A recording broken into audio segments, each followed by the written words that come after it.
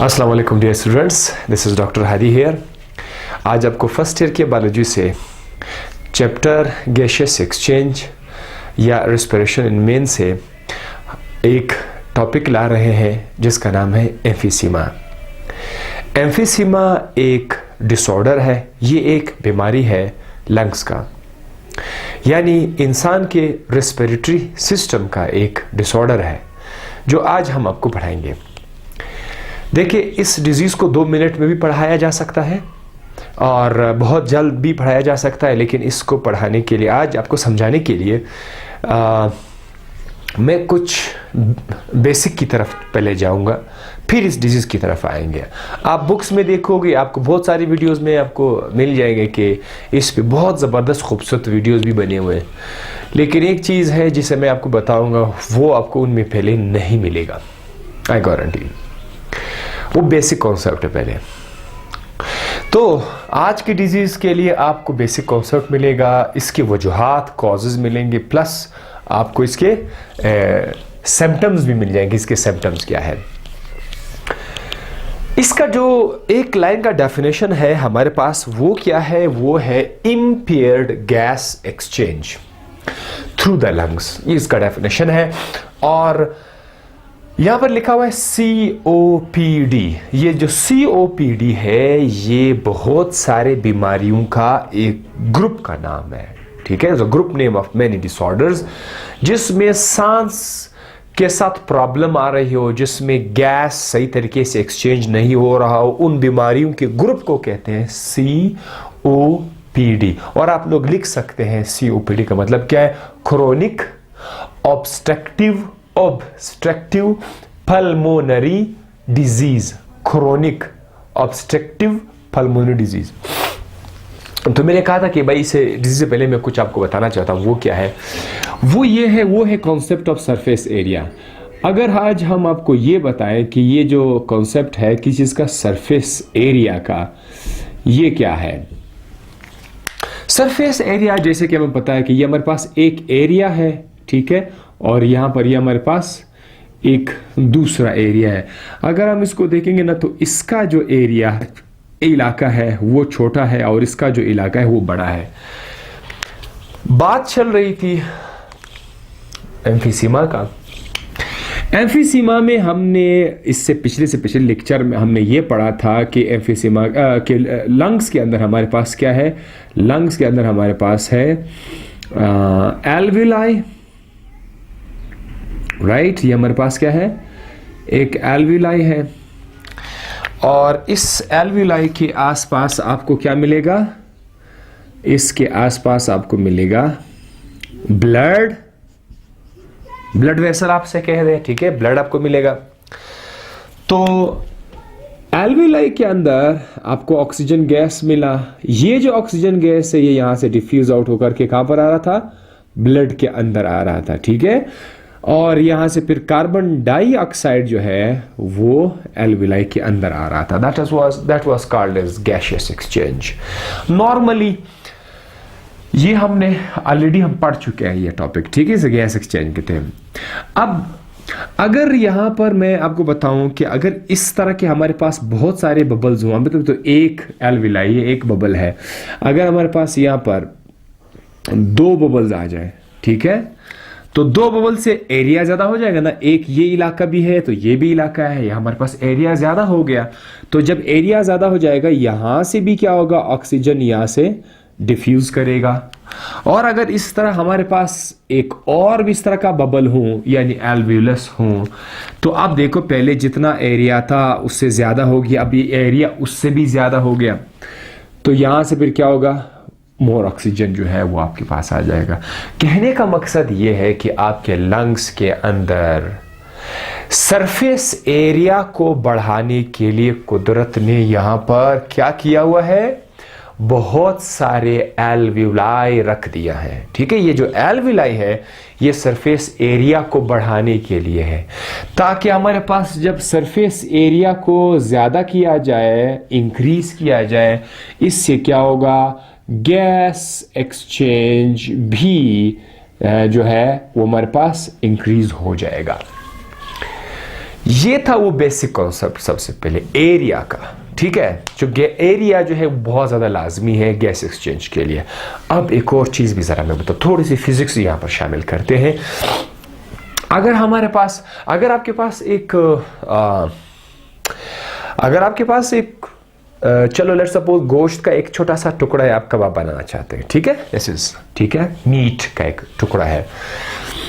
अच्छा, दोनों का साइज बराबर है। लेट्स सपोज ये हमारे पास 2 मीट के टुकड़े हैं, ये रहा एक मीट का टुकड़ा और यहाँ पर है दूसरा मीट का टुकड़ा, ठीक है। साइज तकरीबन इन दोनों का बराबर साइज है, ठीक है, दोनों का बराबर साइज है। आप इनको हीट करना चाहते हैं, साइज दोनों का बराबर है। अगर इस एक टुकड़े को मैं छुरी की मदद से ऐसे काट दूं, ठीक है, फिर ऐसे काट दूं, राइट, ठीक है, फिर इसको इस तरह से काट दूं ताकि हमारे पास क्या आ जाए, इसके छोटे छोटे से टुकड़े आ जाए, पीसेस हमारे पास इसके आ जाए। और अच्छा जनाब, यहां से हम इसको ऐसे देख सकते हैं, ठीक है। इसका साइज अभी भी इस तरह से है और इसका साइज भी उतना है, लेकिन फर्क यह है कि इसको छोटे छोटे टुकड़ों में हमने डिवाइड किया हुआ है। कौन सा साइड ए साइड बी ज्यादा आसानी से पक जाएगा? ऑफ कोर्स आपका जवाब यह होगा कि यह ज्यादा आसानी से पक जाएगा। हत्ता कि जब आप कोका कोला ड्रिंक में आइस डालते हैं तो आप उसको छोटे छोटे पीसेस करके डालते हैं, ना कि बड़ा पीस डालते हैं। ये जो छोटे छोटे पीसेस होते हैं कोका कोला के केस में या कोई भी कोल्ड ड्रिंक के केस में, छोटे छोटे पीसेस आप इसलिए डालते हैं क्योंकि वो जल्दी से क्या हो जाते हैं, जल्दी से उसमें घुल जाते हैं। इसी तरह से गोश्त के केस में छोटे छोटे टुकड़े क्या करेंगे, जल्दी से वो पक जाते हैं। इसकी रीजन क्या है? दोनों का साइज तो दोनों का बराबर है, लेकिन ये जो छोटे छोटे पीसेस है इनका सरफेस एरिया क्या है, सरफेस एरिया इसका बड़ा है, इसका जो सरफेस एरिया है वो बड़ा है और इसका सरफेस एरिया कम है। कहने का मकसद ये है कि जब इसको गर्म करोगे तो इसको गर्म करने के लिए ये वाले साइड्स भी अवेलेबल है, गर्म करने के लिए ये साइड भी अवेलेबल है, ये वाले साइड्स भी अवेलेबल है, ये अंदर से इसके साइड्स जो है वो अवेलेबल है, बाहर से भी इसके साइड्स अवेलेबल, ये तमाम के तमाम साइड्स जो है वो अवेलेबल है हीट के। लेकिन इसके लिए सिर्फ ये साइड अवेलेबल होगा, ऊपर से इस साइड लेफ्ट राइट से सिर्फ ये साइड, तो इधर साइड्स बहुत ज़्यादा अवेलेबल है, इधर एरिया ज़्यादा अवेलेबल है। तो अब ये कॉन्सेप्ट आप देखिए कि एक पीस एज अ होल है और इसी तरह का एक पीस को हमने छोटे छोटे टुकड़े में बांट दिया हुआ है, तो उसका सरफेस एरिया ज्यादा है। अब ये कॉन्सेप्ट आपको मैं लंग्स में दोबारा समझा दूंगा। किस चीज में? एम्फीसीमा के डिजीज में। एम्फीसीमा के डिजीज में मुझे लंग्स की तरफ आना होगा। लंग्स के अंदर जैसे कि आपको बताया गया था कि हमारे पास एक स्मॉल सा हवा की नाली है, उस हवा की नाली के बाद हमारे पास छोटे छोटे से एल्विलाई है, छोटे छोटे से बबल लाइक स्ट्रक्चर है, जिसको आप लोग क्या कहते हैं? एल्विलाई कहते हैं, ठीक है। और ये सारे के सारे जो है ये आपस में मिले हुए हैं, छोटे से ओवारी लाइक स्ट्रक्चर्स है। और इस इलाके का नाम क्या है? दैट इज कॉल्ड ब्रोंकियोल या डक्ट आप उसको कह सकते हैं, ठीक है। That is bronchiole.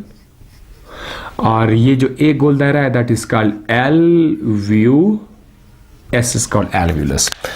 अब एल्व्यूलस के आसपास आपको क्या मिलेगा? एल्व्यूलस के आसपास आपको मिलेगा ब्लड कैपिलरीज, ठीक है। इधर आपको ब्लड भी मिलेगा, तो ये तो हमें पता है, चलो ठीक है भाई, ब्लड यहां पर आपको मिलेगा, फाइन। ये खून की नालियां हैं। जब बीमारी आती है एम्फीसीमा, एम्फीसीमा में ये जो एक एल्विलस है, ये जो एक सैक है जिससे गैस एक्सचेंज होता है, यहां पर स्टार्ट होता है inflammatory reactions. inflammatory reactions, inflammatory reactions। आपके जिस्म के अंदर कुछ आपके डिफेंसिव सेल्स कुछ केमिकल्स रिलीज करते हैं एज अ रिजल्ट ऑफ, क्यों रिलीज करते हैं? या तो माहौल में आलूदगी है, वो आप इनहेल कर रहे हैं, वो जो पोल्यूशन है वो आपके लंग्स के अंदर जाकर इन्फ्लेमेटरी रिस्पॉन्स को जगा देता है। इन्फ्लेमेटरी रिस्पॉन्स आपके जिस्म के अंदर है, इसको जगा देता है। या फिर आप सिगरेट स्मोकिंग करते हैं, स्मोकिंग, ये जो स्मोकिंग का ये जो धुआं है सिगरेट का, इसके अंदर बहुत ज्यादा जहरीले टॉक्सिक केमिकल्स होते हैं। ये केमिकल्स जब आपके लंग्स में आते हैं तो वो केमिकल्स ये इन्फ्लेमेटरी रिस्पॉन्स को जगा देता है। वो जो इन्फ्लेमेटरी रिस्पॉन्स है, इन्फ्लेमेशन है, बहुत सारे केमिकल्स की एक दुनिया है जो रिलीज हो जाते हैं आपके अपने सेल से। वो क्या करते हैं, वो इनके दीवारों को फाड़ना शुरू कर देते हैं। मिसाल के तौर पर अब आप देख सकते हैं ये 1 2 3 4 5 6 7 छोटे छोटे से पीसेस है, 7 छोटे छोटे से पीसेस है। अब मैं आपको दिखाता हूं, जब इसके अंदर इन्फ्लेमेटरी रिस्पॉन्स स्टार्ट होएगा तो फिर क्या होगा। इन्फ्लेमेटरी रिस्पॉन्स में piece 1 2 3 4 5 6 7 I think, yes I have, okay,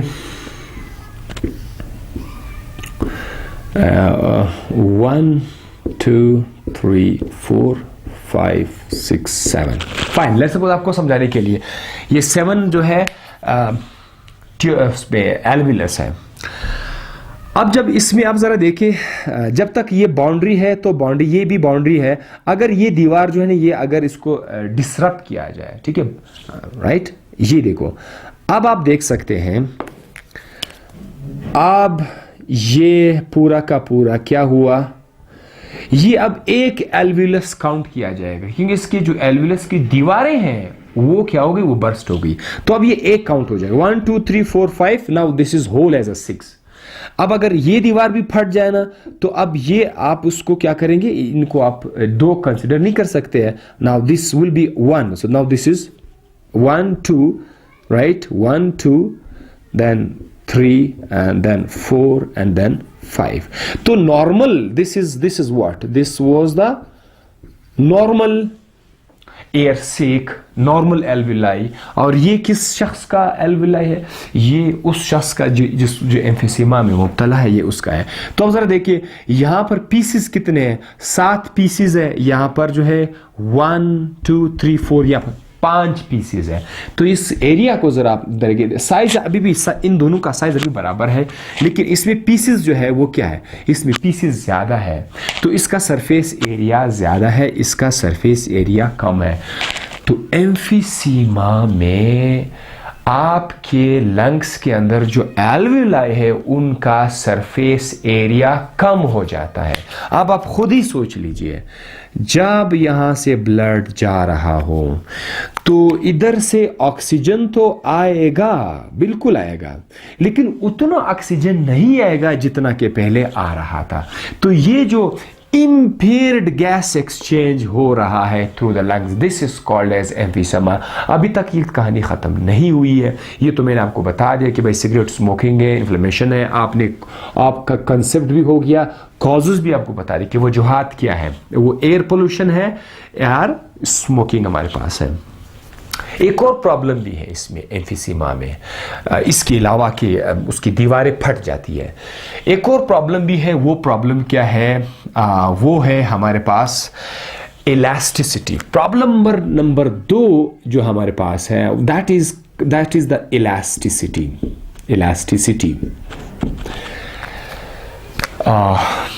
elasticity लचक को कहते हैं। अगर हम ये जो एक एल्विलस, अगर हम इसको देखें, इसके आसपास इलास्टिक फाइबर्स लगे होते हैं, लचकदार किस्म के फाइबर्स लगे होते हैं। चले मैं आपके लिए बताने के लिए कुछ इस तरह से कर लेता हूं कि इसके आसपास आपको कुछ क्या मिलेंगे, इलास्टिक फाइबर्स मिलेंगे, राइट। या इसमें से एक गुब्बारे को मैं बाहर निकाल देता हूं, एक गुब्बारे को मैं बाहर निकाल लेता हूँ। चलो ये वो पाइप है, छोटी सी सांस की नाली है, उसके बाद आपके पास एक ही एल्विलस है। तो आपको यहाँ पर लचकदार फाइबर्स आपको मिलेंगे, लचकदार इलास्टिक फाइबर्स, और यही इलास्टिक फाइबर्स आपको ये जो एल्विलस है, एल्विलस के आसपास भी आपको क्या मिलेंगे, इलास्टिक फाइबर्स आपको मिलेंगे, इलास्टिक फाइबर्स।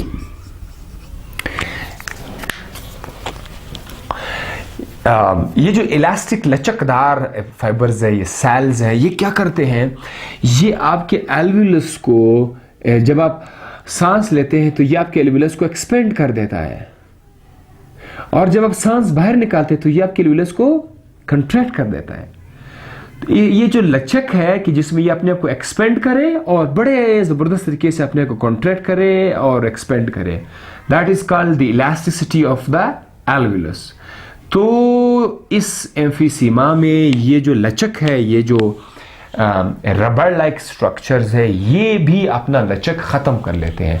तो एज अ रिज़ल्ट ये जो सांस की नाली है, ये जो सांस की नाली है, इसके अंदर भी वो लचक नहीं रहती और ना एल्विलाई के अंदर लचक रहती है।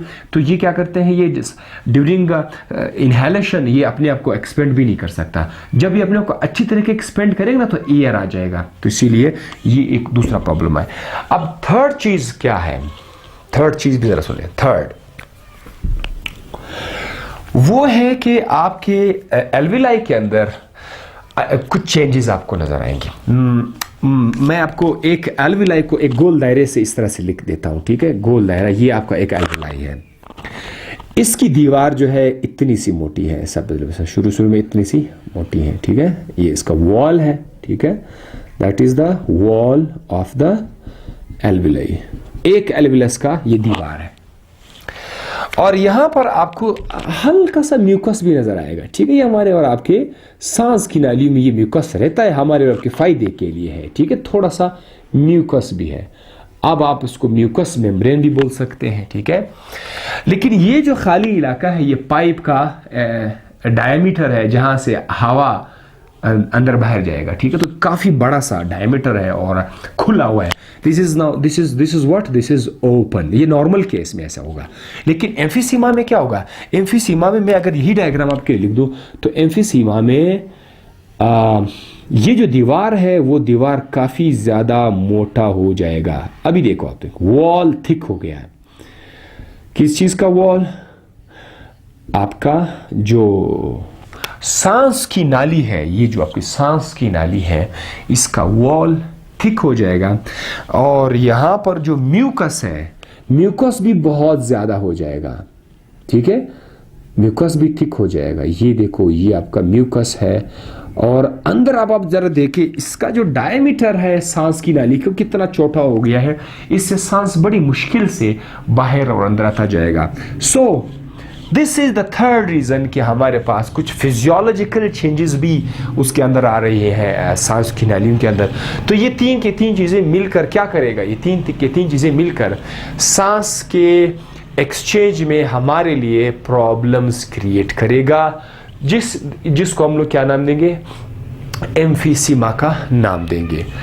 तो इन तीन के नतीजे में सरफेस एरिया कम हो गया, लचक कम हो गया, साथ ही साथ उसका डायमीटर कम हो गया। ये तीन के तीन मिलके हमारे लिए एम्फीसीमा कॉज करेगा। अब इससे इसकी अलामात क्या है, मतलब अगर ये प्रॉब्लम आ जाए तो इसकी अलामात क्या होंगे। सबसे इंपॉर्टेंट जो अलामत है वो है कि एक किस्म का वीजिंग मैंने, एक तो वो खांसता होगा, ठीक है, कफिंग, ठीक है। अगर मैं इधर सिम्टम्स के नीचे अगर यहां पर लिख दूं, वीजिंग साउंड विद कफिंग, ठीक है। खांसी तो आएगी, साथ साथ वीज,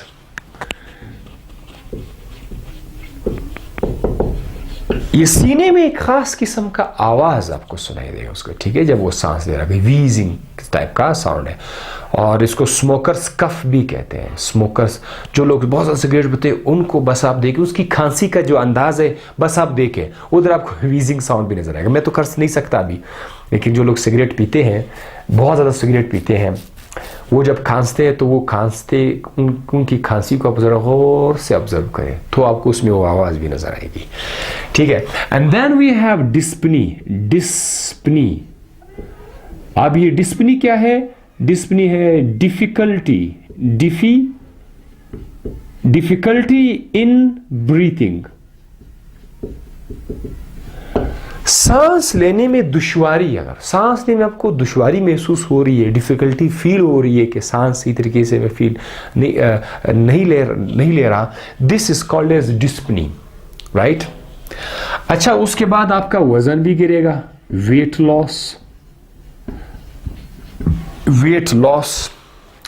एंड अगर ये कंडीशन को इसको ट्रीट नहीं किया गया, मतलब इसको थोड़ा सा एडजस्ट नहीं किया गया, वैसे इसका इलाज है ही नहीं, सही है, तो ये क्या होगा? ये रेस्पिरेटरी फेलियर, आपका रेस्पिरेटरी सिस्टम फेल हो जाएगा, आपका गैस एक्सचेंज सही तरीके से होएगा ही नहीं, तो इसका असर आपके हार्ट पर पड़ेगा, आपके दिल को भी अच्छी तरीके से ऑक्सीजन नहीं मिलेगा, आपका दिल जो है वो मुब्तला हो सकता है किस चीज़ में? हार्ट फेल्यूर में भी जा सकता है।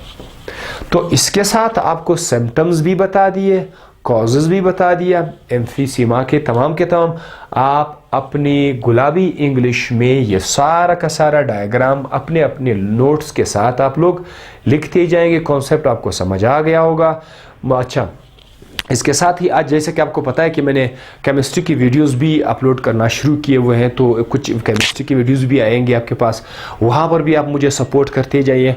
बायोलॉजी के वीडियोस भी आते जाएंगे, ठीक है, स्विच ऑन एंड ऑफ, एक दो यहाँ से वीडियो आती जाएगी, वहाँ से भी आते जाएंगे। एंड कुछ स्टूडेंट्स कहते हैं कि सर आप बायोलॉजी पढ़ाते हैं, क्या आप केमिस्ट्री भी पढ़ा सकते हैं? तो ये अजीब सा क्वेश्चन है। तो मैं असल में मेरी अपना जो असल सब्जेक्ट है वो है केमिस्ट्री, ठीक है। तो आई होप कि आपको ये चीज़ें समझ आ गई हो। मुझे अपनी दुआओं में याद रखिएगा और बहुत सारी दुआओं में याद रखें, मुझे लाइक दीजिएगा और चैनल को साथ साथ अपने लिए अपने दोस्तों के साथ शेयर भी कर दीजिएगा। थैंक यू, अल्लाह हाफिज़, बाय बाय।